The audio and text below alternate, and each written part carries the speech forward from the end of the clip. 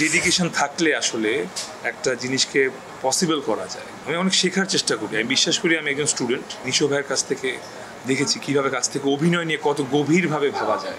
Acting ক্ষেত্রে আমি নিশো ভাইয়ের দ্বারা অনেক ইন্সপায়ার হয়েছি, কারণ ওনাকে অনেক কাছ থেকে পেয়েছি।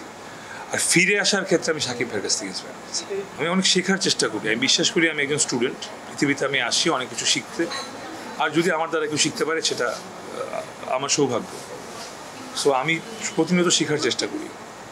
আমি শাকিব ভাইয়ের কাছ থেকে শেখার চেষ্টা করি কীভাবে আসলে বারবার ফিরে আসা যায়, বারবার নিজেকে চেঞ্জ করা যায়। আমি নিশো ভাইয়ের কাছ থেকে দেখেছি কীভাবে কাছ থেকে অভিনয় নিয়ে কত গভীরভাবে ভাবা যায়। শুভ ভাইয়ের ফিটনেস তো আমাদের সবার পছন্দ। এমনকি আমার ফ্রেন্ড সিয়াম, ওর কাছ থেকে আমি শিখি যে কীভাবে ডেডিকেশন থাকলে আসলে একটা জিনিসকে পসিবল করা যায়। একটা কাজের পিছনে লেগে থাকলে কীভাবে সেটা যতই অসম্ভব হোক, প্রতিকূলতা যতই থাকুক, সেটা কীভাবে পেরিয়ে ওঠা যায়। আসলে সব কিছু থেকে আমি শিখি। ইনফ্যাক্ট নতুন যে ছেলেগুলো আসে, আর নাম না নেই, নতুন যে ছেলেগুলো আসে যারা এখন অভিনয় করছে, নাটকে বলেন, সিনেমায় বলেন, তাদের থেকেও আমি শিখি। ওরা নতুন কিছু নিয়ে আসে, তো আমাকে আবার আপডেট হতে হবে। একমাত্র স্মার্ট সিটি বসুন্ধরা, আধুনিকতায় এক ধাপ এগিয়ে।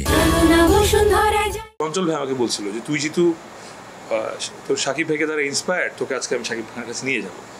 বললাম যে প্লিজ ভাই নিয়ে যান। যদিও শাকিব ভাইয়ের সঙ্গে আমার আগে দেখা হয়েছে, বাট ওই দিন হুট করে এইভাবে র্যান্ডমলি দেখা হবে। সো তারপর ভাইয়াকে ফোন দিল। ভাইয়া যখন বললো যে এই তো অতীত তোমার সাথে দেখা করতে চাই ভাইজান, তো নিয়ে আসবো নাকি।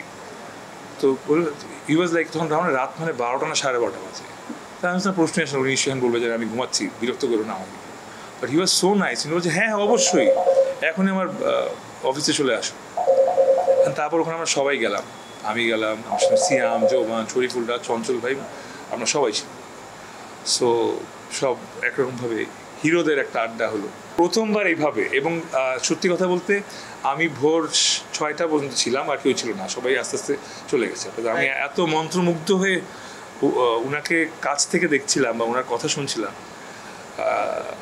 যেগুলো উনি হয়তো ক্যামেরার সামনেও বলবেন না, সেগুলো আমি যখন জানতে পেরেছি, আই ফিল ব্লেসড। অবশ্যই ভালো। এবং ভাইয়া হ্যাজ ইনভাইটেড আস যে মাই ডোর ইজ অলওয়েজ ওপেন, তোমার নেক্সট কবে আবার আসবা বলো।